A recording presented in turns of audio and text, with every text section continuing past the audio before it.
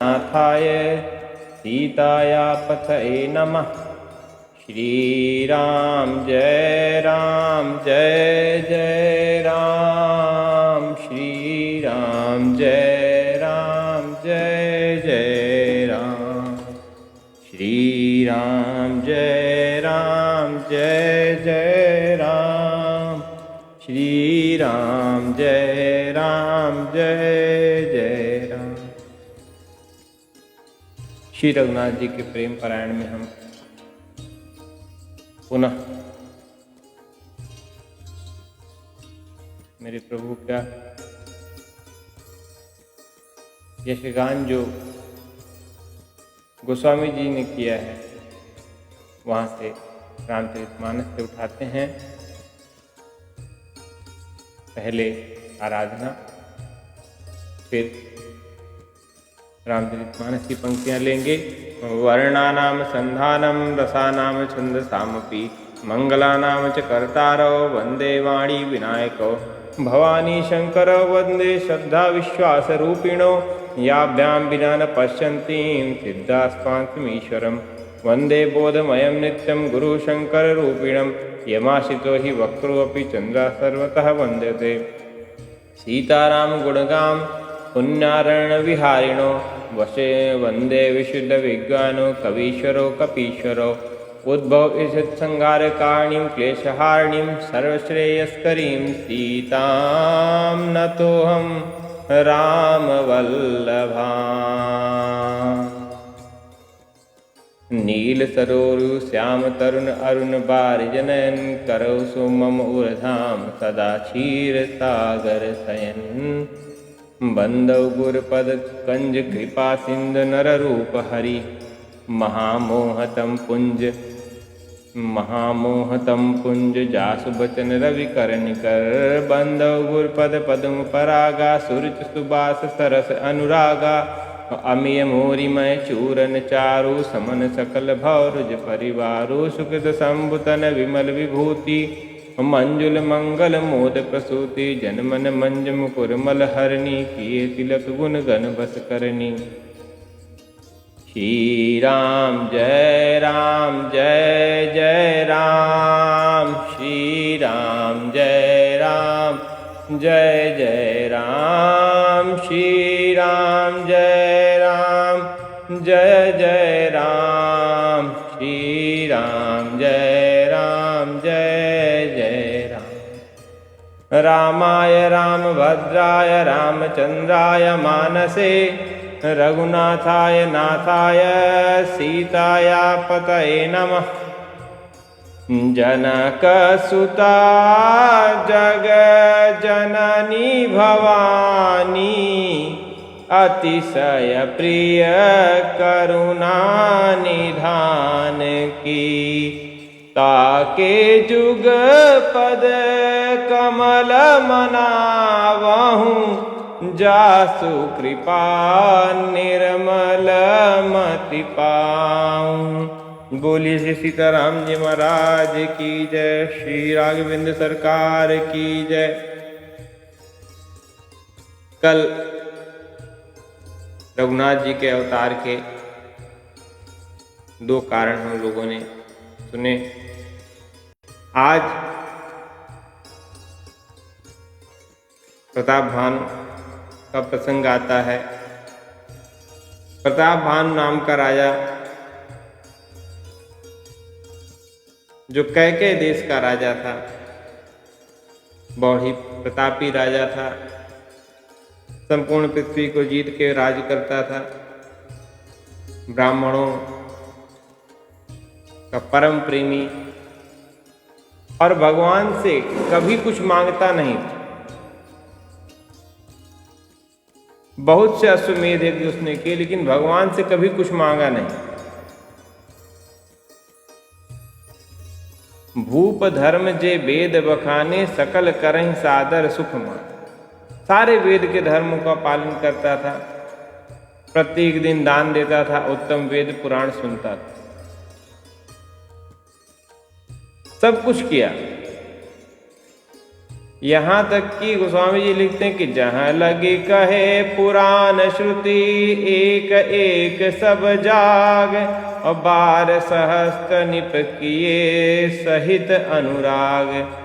वेद पुराणों में जितने यज्ञ किए गए सब राजा ने प्रेम सहित 1000 बार किए। लेकिन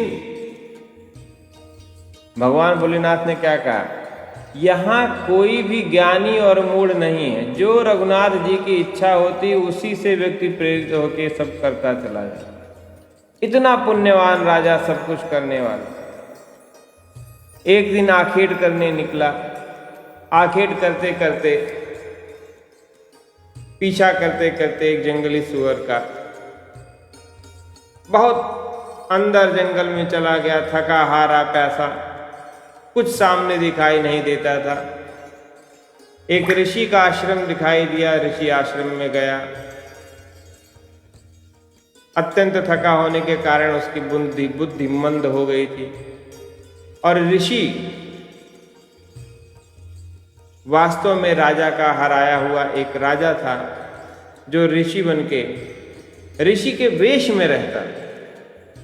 जैसे उसने देखा राजन को, वो राजा प्रताप भानु को पहचान गया और राजा प्रताप भानु से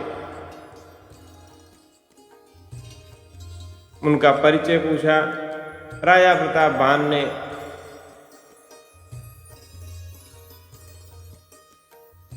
अपने आप को राजा का सैनिक बताया।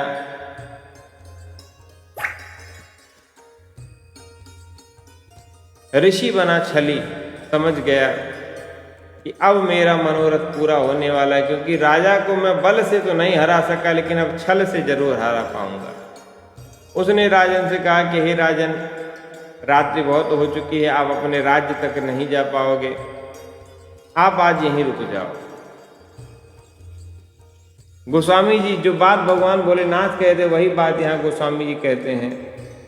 गोस्वामी जी लिखते हैं कि तुलसी जसी भवतव्यता, तैसी मिलई सहाय, आपुन आवहि ताहि पही, ताहि तहाँ लई जाए। गोस्वामी जी कहते हैं जैसी होनी होती है वैसी होके रहती है।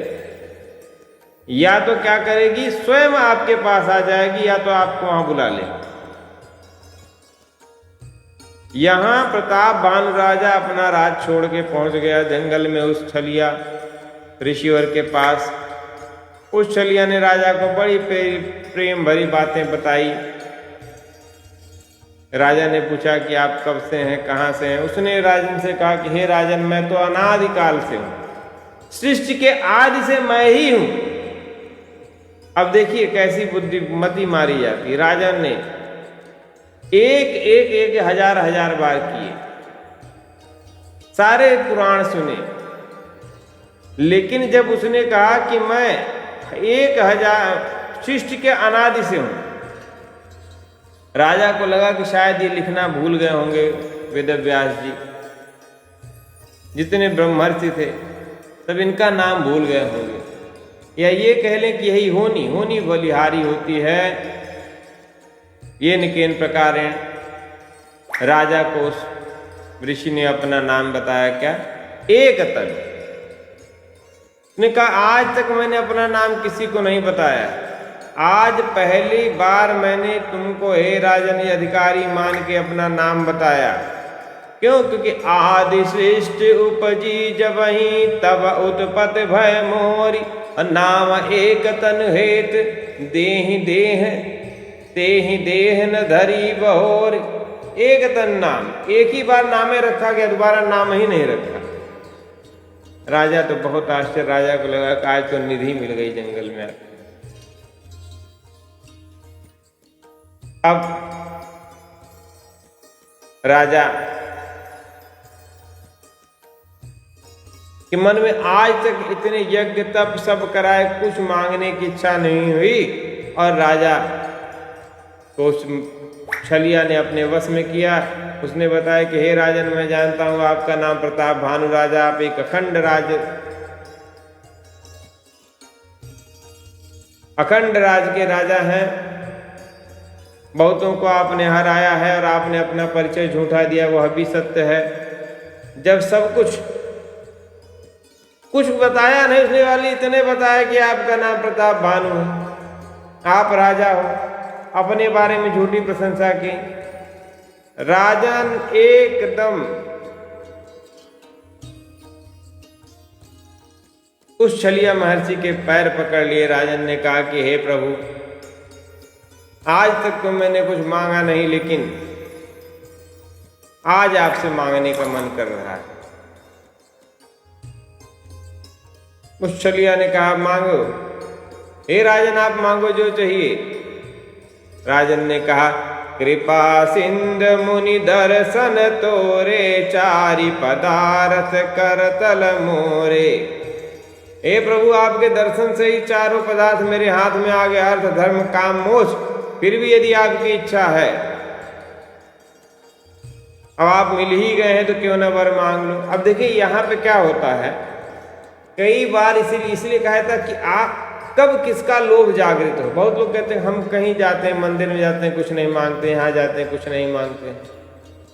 कहीं जाके कुछ नहीं मांगना, इसका मतलब आप त्यागी नहीं। प्रताप भानु राजा, अखंड भूमंडल का एकमात्र राजा, और एक छलिया मुनि के जब सामने गया तो कहने लगा कि आज आप मिले हैं तो प्रभु ही तथापि प्रसन्न बिलोकी, मांग अगम बर होहूं अशोकी। क्यों ना आपसे ऐसा बर मांग लिया जाए कि मैं शोक रहित हो जाऊं। अब सोचिए राजन ने क्या मांगा। जब मोह उत्पन्न हुआ, और मोह उत्पन्न हुआ तो एक नहीं कितने वरदान मांगे, सुनिए। जरा मरण दुख रहित तनु, सबसे पहले क्या मांगा कि मेरे शरीर में वृद्धावस्था न आए, जरा। फिर दूसरा, मैं कभी न मरूं, जरा मरण। तीसरा, दुख रहित तनु, न वृद्धावस्था आए, न मेरी मृत्यु हो, न मेरे तन को कोई कष्ट हो।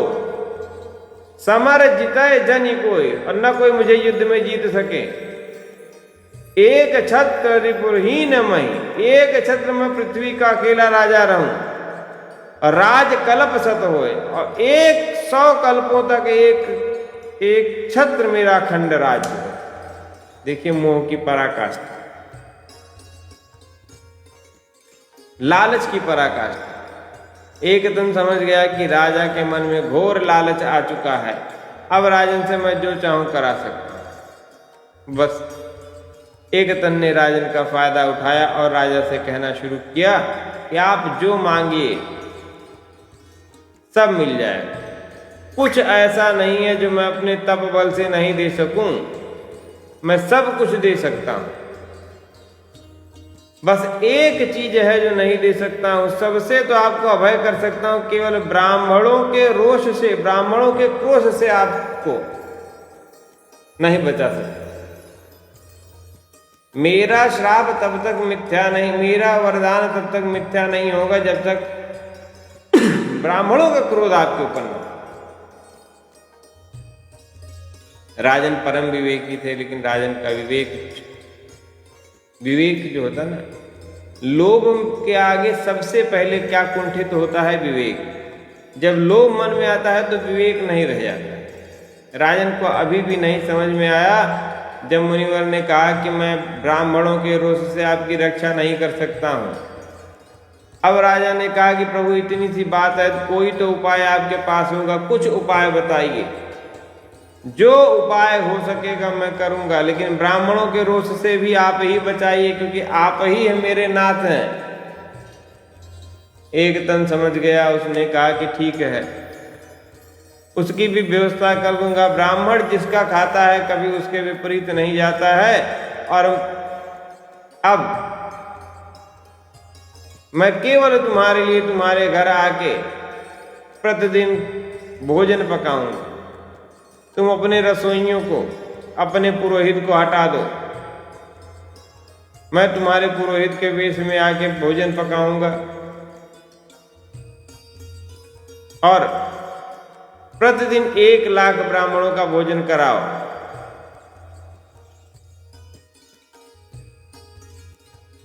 अन्न सजोई जोई भोजन करई, सोई सोई तो आयसु अनुसरही।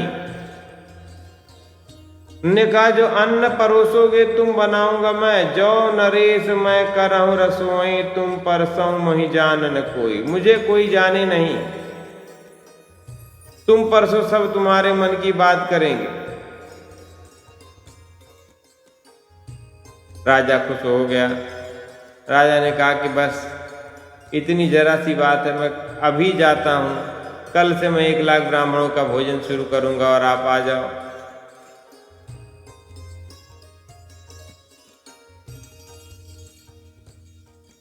राजा को छलिया ने कहा कि बाप रुको, आज मैं आपको पहुंचाता हूं। राजा सो गए। छलिया का वह मित्र जो सुअर बन के राजा को यहाँ तक खींच के लाया था, कालकेतु नाम का राक्षस था। कालकेतु ने तुरंत राजा को घोड़े सहित पहुंचा दिया पुनः राजा के महल में। राजा को यकीन हो गया कि ऋषिवर बड़े तपस्वी हैं, उनके प्रभाव से मैं महल में आ गया। राजन तीसरे पहर उठ के पुनः चुपचाप छल से, देखिए मेरे रघुनाथ जी ने इसीलिए कहा एक ही चीज, छल जहां हो छल से बचिए।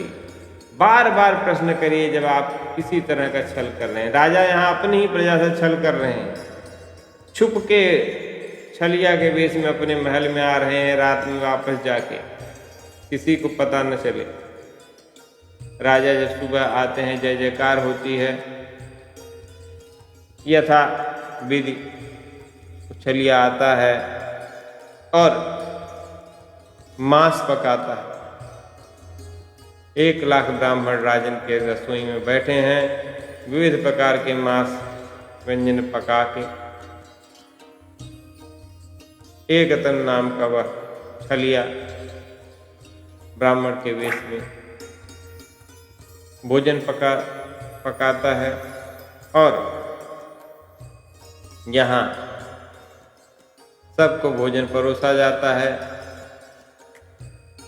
गोस्वामी जी कहते हैं कि याज्ञवल्क्य जी कहते हैं भारद्वाज जी से कि भारद्वाज सुनि जाहि जब होहि विधाता बाम, अधूर मेरु सम जनक जम ताहि व्याल समदाम। हे भारद्वाज, जब विधाता विपरीत हो जाते हैं तो उनके लिए धूल सुमेरु पर्वत के समान हो जाती है, पिता यम के समान और रस्सी सांप के समान हो जाती है। तो यहाँ प्रताप भानु राजा के पता नहीं किस पाप के कारण विधाता वाम हो गए, और जब वह भोजन परोसा गया सारे ब्राह्मणों के सामने, ठीक उसी समय आकाशवाणी हुई कि यह भोजन कोई नहीं करेगा, यह निरामिष भोज है। जैसे ही ब्राह्मणों को पता चला, ब्राह्मणों ने श्राप दिया, संवत मध्य नाश तव हो, जलदाता न रहहि कुल को। ब्राह्मणों ने श्राप दिया प्रताप भानु को कि जाओ, 1 संवत के मध्य ही तुम्हारा नाश हो जाएगा। जाय निशाचर हो नृप मूढ़ सहित परिवार। परिवार सहित हे राजन तुम राक्षस हो जाओ, और 1 संवत के मध्य ही सब कुछ हो जाएगा, 1 वर्ष के भीतर आपका नाश हो जाएगा। राजन ने बहुत अनुनय विनय की। भविष्यवाणी ने भी कहा कि विप्रहु श्राप विचार न दीन्हा, नहीं अपराध भूप कछु कीन्हा। ब्राह्मणों ने देखा कि वहां कुछ नहीं था। वह एकतन नाम का जो छलिया था वो अपने कालकेतु मित्र के साथ वापस जा चुका था, अब वहां पे कुछ नहीं था। ब्राह्मणों ने कहा कि जैसी भावी होती है हे राजन, वैसा ही निर्धारित होता है। आपके कुछ पाप के कारण आपको यह कष्ट मिला है, इसमें कुछ कह नहीं सकते, क्योंकि सब ब्राह्मणों ने एक साथ श्राप दिया था। ब्राह्मणों का सांप काटे नहीं कटता है, वह चला गया। सारे ब्राह्मण चले गए और 1 साल के अंदर राजा का राजपाट सब नष्ट हो गया। भारद्वाज जी कहते हैं कि काल के क्रम में, क्योंकि उस राजा ने अनेकानेक यज्ञ किए, जप किए, एकमात्र अखंड भूमंडल का राजा था, वही राजा परिवार सहित राक्षस कुल में जब जन्म लिया तो वही रावण बना। राजा प्रताप भानु ही रावण के रूप में पुनर्जन्म लेता है। अरिमर्दन नामक राजा का जो छोटा भाई था वह कुंभकर्ण हुआ और राजा का जो धर्मशील मंत्री था वह रावण का छोटा सौतेला भाई विभीषण। इस प्रकार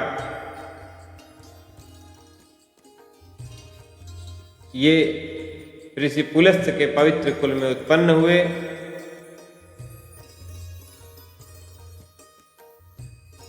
कार्य पवित्र किया था।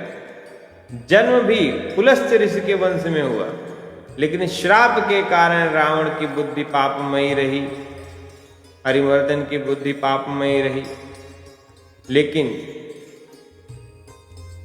विभीषण जी परम राम भक्त बन गए और विभीषण जी ने सबको एक तरह से कह सकते हैं कि तार दिया। रावण ने, आप सब जानते हैं किस प्रकार घोर तप करके वरदान लिया। कौन सा वरदान?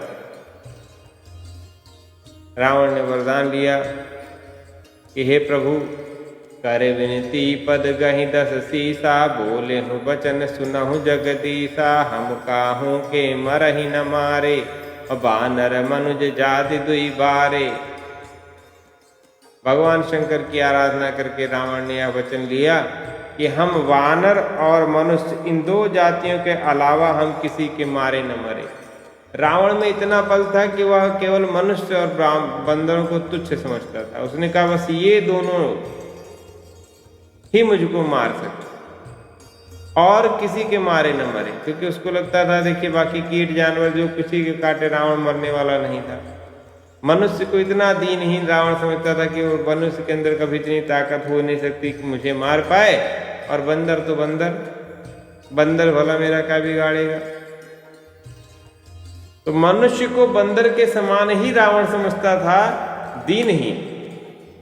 और मेरे रघुनाथ जी क्या है? दीन दयाल, दीनों पर दयालुता रखने वाले। दीन दयाल विरद संभारी, हरहु नाथ मम संकट भारी। भगवान मेरे दीनों पे दयालु हैं। जब भगवान ने देखा करे इसने मनुष्य को इतना तुच्छ समझ लिया, तो भगवान पहले ही अवतार लेने का क्रम बना चुके थे। लेकिन पृथ्वी पर रावण के तमाम वरदानों से रावण अखंड एक छत्र राज करने की सोच के चारों तरफ हाहाकार मचा दिया।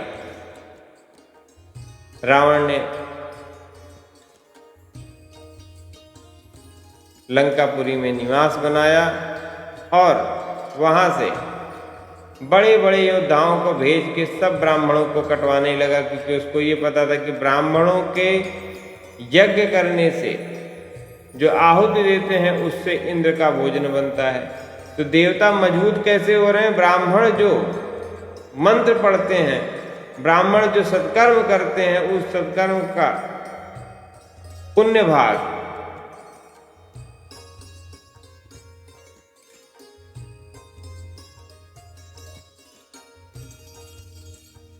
सदैव पुण्यशाली होता है और देवताओं को बलिष्ठ करता है। तो रावण ने चारों तरफ ब्राह्मणों को मरवाना शुरू किया। जहां पे भी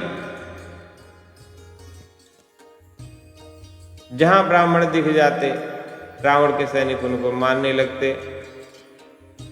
क्षुधा ही क्षुधा छीन बलहीन, सुर सहज ही मिली हैं आई, अतव मरिहों की छाड़ियों भली भांति अपनाई।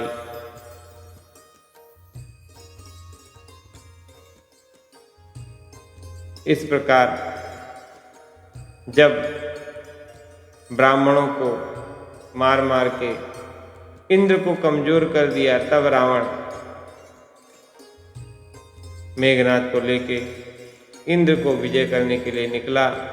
और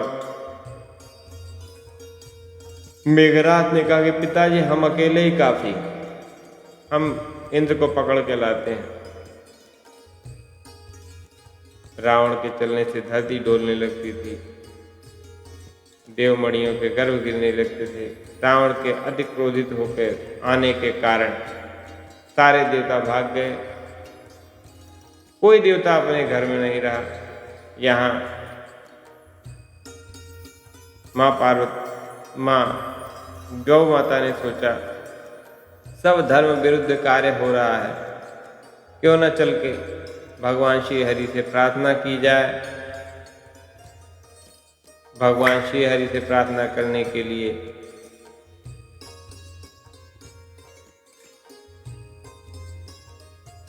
माता पृथ्वी, जिनके यह आचरण भवानी, ते जानहु निश्चर सब प्राणी, अतिशय देखि धर्म कह गानी, परम संभीत धरा अकुलानी। माँ धरा, पृथ्वी माता रावण का वजन नहीं सह पा रही। वो मन में विचार करती हुई देवताओं के पास गई, अपनी सारी बात व्यथा बताई। देवताओं ने कहा कि हे माता, रावण के कारण हम खुद ही हो और कोडरों में जीवन बिता रहे हैं, हम खुद ही रावण से बहुत त्रसित हैं, हम आपकी कैसे मदद करें। माता पृथ्वी ने कहा कि चलिए हम सब सृष्टिकर्ता ब्रह्मा जी के पास गए थे। सब सृष्टिकर्ता ब्रह्मा जी के पास गए, ब्रह्मा जी से यही बात कही। ब्रह्मा जी ने कहा, जिसे एक होता है बड़ी मीटिंग बुलाई जाए, बड़ी मीटिंग बुलाई गई छुप छुप के रावण के डर से। और ब्रह्मा जी के कहने से ही समस्त देवताओं ने श्री हरि का सुमिरन शुरू किया। धारानी धराई मन धीर का, कविरंच हरिपद सुमिरु, जानत जन की पीर, प्रभु भंजी दारुण विपत। ब्रह्मा जी कहते हैं कि श्री हरि की प्रशंसा करो, श्री हरि का ध्यान करिए आप सब, क्योंकि वही आपके इस दारुण दुष्ट कष्ट को दूर कर सकते हैं। क्योंकि हम और भगवान शंकर तो वरदाने दे के आए हैं रावण को, तो अब हम तो मारने जाएंगे नहीं, और भगवान विष्णु रह गए हैं। आप श्री हरि की प्रार्थना करिए, वही इससे बाहर निकालेंगे। समस्त देवता कहने लगे कि कहाँ जाके विचार करें, कहाँ जाके रोना रोएं, क्षीर सागर में जाएं, बैकुंठपुरी में जाएं, भगवान कहाँ मिलेंगे। सब मन ही मन सोचने लगे। तब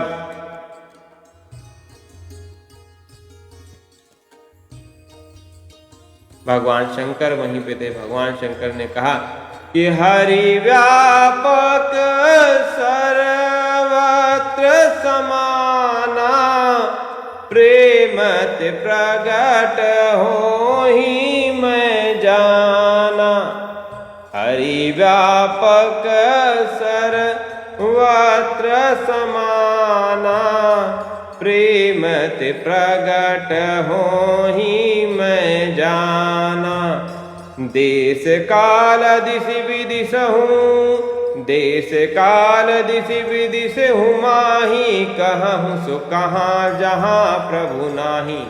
भगवान भोलेनाथ कहते हैं कि हे देवताओं, कहीं जाने की आवश्यकता नहीं है। यदि आपके मन में कष्ट है, श्री हरि उसका निवारण कर सकते हैं। तो भगवान तो हर जगह है, बताओ कहाँ नहीं है। कौन कहता है हमें वैकुंठ जाके ही भगवान को बुलाना है। ईश्वर हर जगह है। भक्त प्रहलाद ने एक खंभे से भगवान को प्रकट कर दिया। तो भगवान यत्र तत्र सर्वत्र है। यही मान के हमको हमेशा शुभ आचरण करना चाहिए कि भगवान हमारे परम परम समीप है। गोस्वामी कहते हैं देश काल दिश विदिश माही, कहाँ सो कहाँ प्रभु जाहि। और अग जग में सब रहित विरागी, प्रेम ते प्रभु प्रगट है जिमियागी। मोर आचरण सबके मन माना, साल साल करि ब्रह्म बकाना। इस प्रकार सबने भगवान भोलेनाथ के सुझाव पे विचार किया और सुंदर सुंदर भगवान की स्तुति की है। प्रेम से हम लोग स्तुति करेंगे भगवान की। चलिए हम सब एक बार स्तुति करते हैं। जय जय सुर नायक, जय सुखदायक, प्रणत पाल भगवंता, गोद जहितकारी, जय असुरारी, सिंधु सुता प्रिय कंता, पालन सुर धरनी, अद्भुत करनी, मरम न जानहि कोई, जो सहज कृपाला, दीन दयाला, करहु अनुग्रह सोई। जय जय अविनाशी, सब घटवासी, व्यापक परमानंदा, अविगत गोतीतम, चरित पुनीतम, माया रहित मुकुंदा, जहि लागी विरागी, अति अनुरागी, विगत मोह मुनि वृंदा, निशिवासर ध्यावहि, गुण गण गावहि, जयति सच्चिदानंद। निशिवासर ध्यावहि, गुण गण गावहि, जयति सच्चिदानंद। जहि सृष्टि उपाई, त्रिविधि बनाई, संग सहाय न दूजा, सो करहु अघारी, चिंत हमारी, जानहि भगति न पूजा। जो भव भय भंजनी, मुन मन रंजनी, गंजनी, विपति बरूथा, मन क्रम मन बच क्रम बानी, छाड़ी सयानी, शरण सकल सुर जूथा, सारद श्रुति शेषा, ऋषय अशेषा, जा कहूँ कोहि नहीं जाना। जहि दीन पियारे, वेद पुकारे, द्रवहु तो श्री भगवाना, भव बारिध मंदर, सब विधि सुंदर, गुण मंदिर सुख पुंजा, मुनि सिद्ध सकल सुर, परम भयातुर, नमत नाथ पद कंजा। मुनि सिद्ध सकल सुर, परम भयातुर, नमत नाथ पद कंजा। श्री परमपिता परमात्मा श्री रघुनाथ जी के चरणों में बारंबार प्रणाम करते हुए सबने भगवान से आर्त भाव से प्रार्थना की। हम और आप भी जब कभी कष्ट हो जीवन में, आर्त भाव से भगवान से प्रार्थना करें। आप मानिए आपके जीवन में शुभ आए। आर्त भाव से प्रार्थना। जानी सभय सुर मुनि सुन, बचन समेत सने, गगन गिरा गंभीर भई, हरन शोक संदेह। आकाशवाणी हुई, हे सुर, हे देवताओं, मुनि सिद्ध, आप डरो मत, मैं आपके लिए मनुष्य के रूप में अवतार धारण करूंगा और समस्त सूर्यवंशों सहित मैं मनुष्य का अवतार लूंगा। कश्यप और अदिति ने बड़ा भारी तप किया तो मैं पहले ही उनको यह वर दे चुका हूँ। वे ही दशरथ और कौशल्या के रूप में मनुष्य के राजा होकर श्री अयोध्यापुरी में प्रकट हुए हैं। उनके घर में अवतार लूँगा और नारद जी के वचन सब सत्य करेंगे। नारद जी ने श्राप दिया था वह सब श्राप सत्य करेंगे। नारद वचन सत्य सब करी हूँ, परम शक्ति समेत अवतर हूँ। भगवान यही कहते हैं कि मैं नारद जी के सब वचन सत्य करूंगा और अपनी पराशक्ति के साथ अवतार लूंगा। इस प्रकार भगवान ने सबको निर्भय किया। माता पृथ्वी से कहा कि हरि हूँ सकल भूमि गरुआई, हे माता आपकी जो भूमि में भार है मैं सब हर लूंगा। निर्भय हो देव समुदायी, गगन ब्रह्म बानी सुर गाना, सुरत फिरे सुर हृदय जुड़ाना। तब ब्रह्मा जी ने समझाया कि अब आप समस्त देवता पृथ्वी पर वानर का शरीर लेके जाइए, क्योंकि रावण ने क्या वरदान मांगा था कि मनुष्य और वानर से न मरो। तो गोस्वामी जी ने लिखा कि ब्रह्मा जी ने कहा कि मनुष्य रूप में भगवान अवतार ले रहे हैं, तो हे देवताओं आप सबको किस रूप में अवतार लेना है? आप सबको वानर स्वरूप में अवतार लेना है, क्योंकि उसने यही दो बोला है। जिनको तुच्छ समझता है, दीन समझता है रघुनाथ जी, उन्हीं को आगे बढ़ाना चाहते हैं। ब्रह्मा जी से आज्ञा पाके समस्त देवता वानर देह धारण करके धरती पे आ गए। बनचर देह धरी क्षिति माही, अतुलित बल प्रताप तिन पाही। समस्त देवता वानर स्वरूप में परम प्रतापी होके रहने लगे। समस्त पर्वत जंगल जहाँ जहाँ सुंदर सेना भरा के सब छा गए और अवधपुरी में महाराज दशरथ जी का राज हुआ, जहाँ मेरे रघुनाथ जी अवतरित होंगे। इस कथा को हम कल उठाएंगे। आज की कथा को यहीं विराम देते हैं। प्रेम से बोलिए रामाय रामभद्राय रामचंद्राय मानसे, रघुनाथाय नाथाय सीताया पतये नमः। श्री राम जय जय राम, श्री राम जय जय राम, श्री राम जय